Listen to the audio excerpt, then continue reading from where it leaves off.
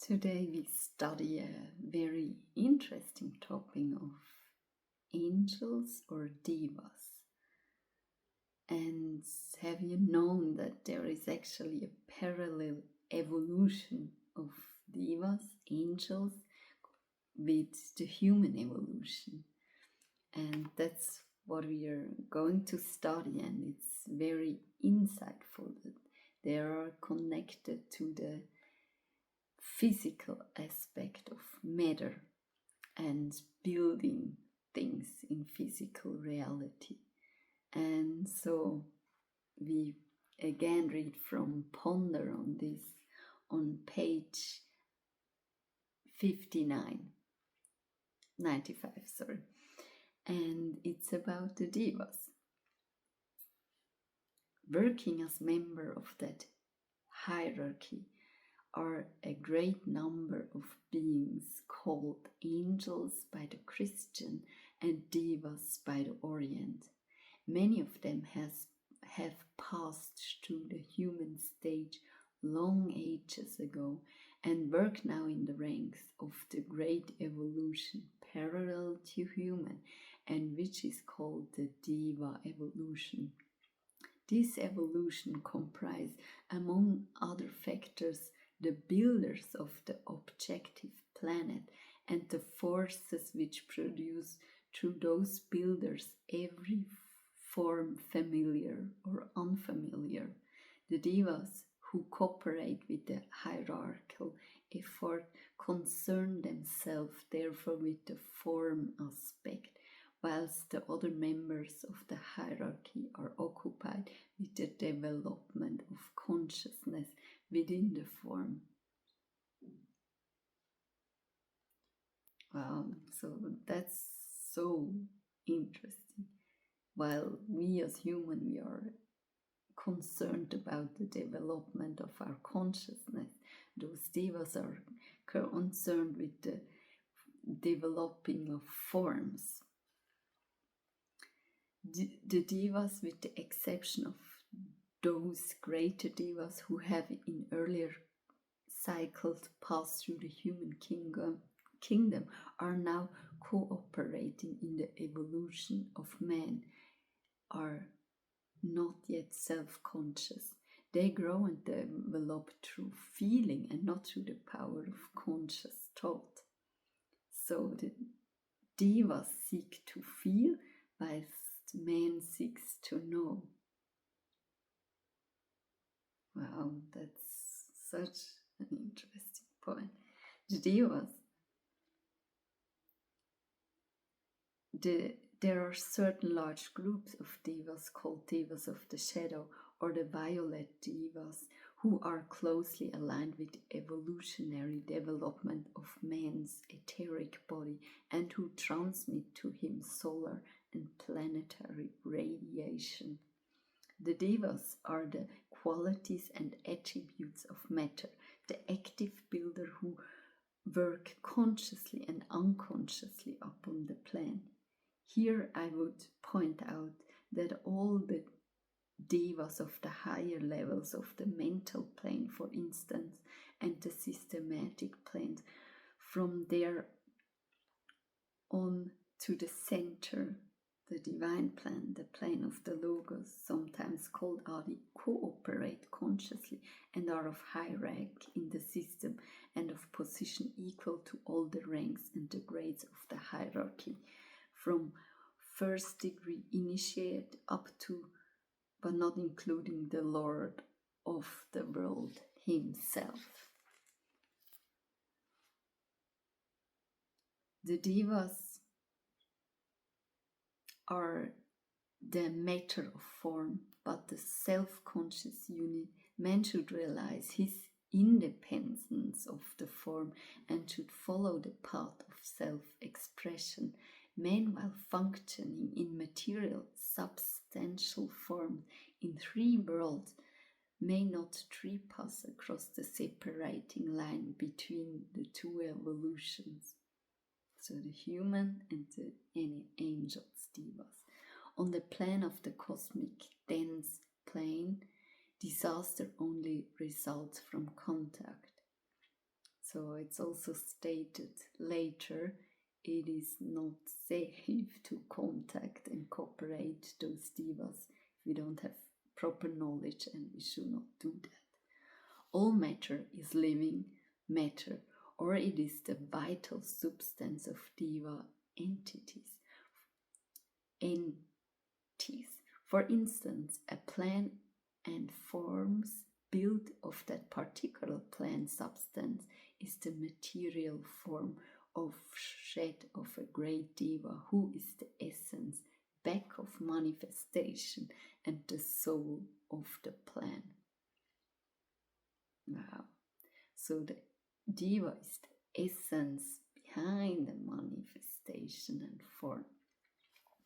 All forms vibrating to a K, any keynote, are fabricated by the building devas out of the matter of their own bodies.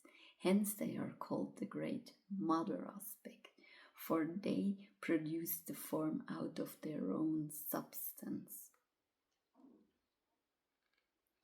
All deva essence and builders of the physical plane are particularly dangerous to men, for they work on the etheric level and are, as I have pointed out earlier, the transmitter of prana, of the vital animating substance. Hence they set loose upon the ignorant and the unwavering fierce essence which burns and destroys.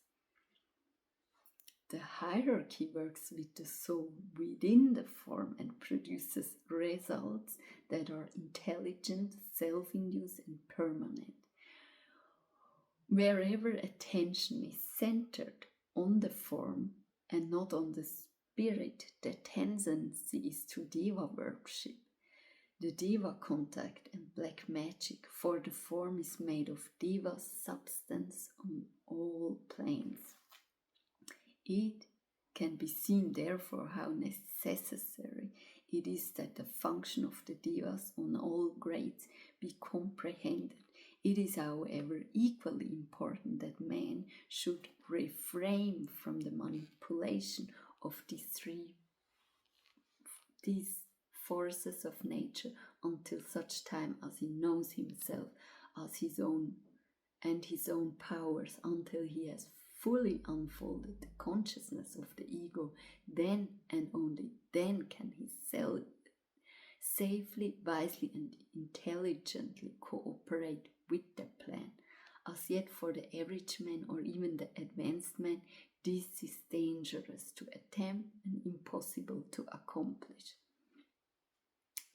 If man only realized it, the devas of the astral plane at present very largely control what he does and says, and his goal of evolution is to liberate himself from their control in order that he, the real ego and thinker, may be the dominating influence. If the man is controlled by them, he is as yet under the deva influence and must free himself. If the deva life is of a low order, the man will demonstrate low and vicious instincts and desires of vile caliber. The goal of the devas below the rank of solar pitris is individualization, and their objective is to become men in some future cycle. In connection with manifestation on the physical plane, the devas may be divided into three groups. First, the transmitters of the will of God, the originators of activity in deva substance. They are the great builders in various groups. Second, the manipulators and the initiated energy. These are the myriads of workers with force who transmit the impulse in their turn to the elemental essence. They are the builders of lesser degree, but are on the elementary arc as as are the first group. Third, the recipients of force, the subtotal of living substance of a plan. These lives are passive in the hands of the builders of greater degree.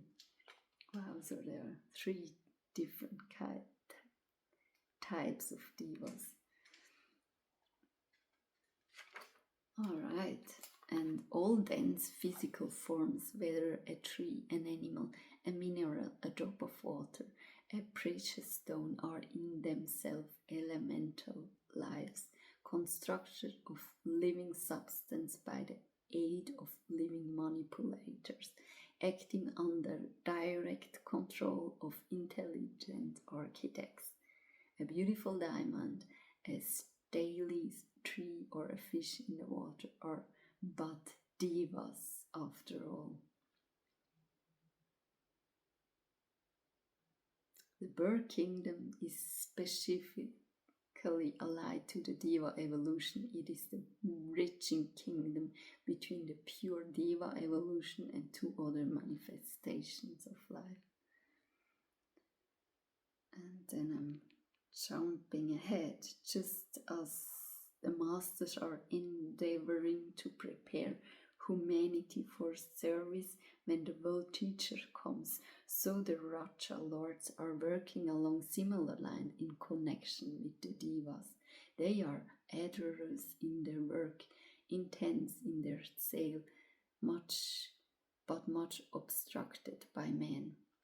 The white devas of the air and water, who presides over the atmosphere, work with certain aspect of electrical phenomena and control the seas, rivers and streams.